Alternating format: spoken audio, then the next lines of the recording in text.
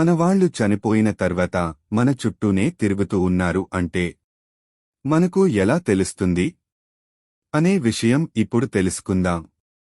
మనిషి జీవితం చావు పుట్టుకలతోనే ముడిపడి ఉంటుంది.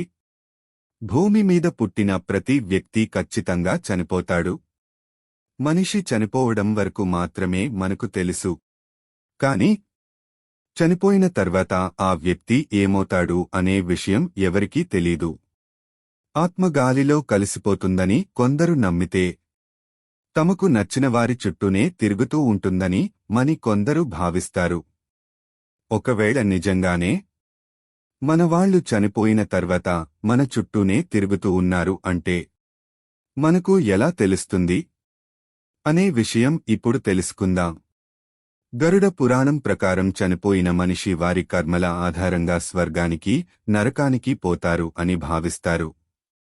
అయితే కోరికలు తీరకపోతే మాత్రం తమ వాళ్ల చుట్టే తిరుగుతూ ఉంటారట.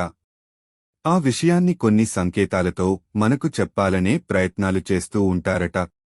కలలో కనిపించడం.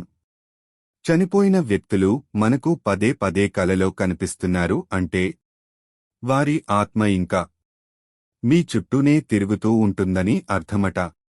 అంతేకాదు, అలా చనిపోయిన వాళ్లు కనిపించినప్పుడు చాలా ప్రశాంతంగా, నవ్వుతూ కనిపిస్తారట. మిమ్మల్ని రిలాక్స్గా భావిస్తారు. వారు ఎక్కడ ఉన్నా వారు క్షేమంగా ఉన్నారని, ఆ స్థలం నుండి మిమ్మల్ని ఆశీర్వదిస్తున్నారని చెప్పడం వారి మార్గం కావచ్చు. మీరు అలాంటి కలని పదే పదే చూస్తే మీ చుట్టూ చనిపోయిన ఆత్మ ఉందని అర్థం చేసుకోండి. అనుభూతి. అకస్మాత్తుగా మీ చుట్టూ ఎవరైనా ఉన్నారని మీకు అనిపిస్తే, అకస్మాత్తుగా వేడిగా లేదా చల్లగా గాలి వీస్తున్నట్లుగా, ఇది మీకు చాలా దగ్గరగా ఉన్న చనిపోయిన ఆత్మ ఉనికికి సంకేతం కావచ్చు. ఇది చనిపోయిన ప్రియమైన వ్యక్తి ఉనికికి సంకేతం కావచ్చు.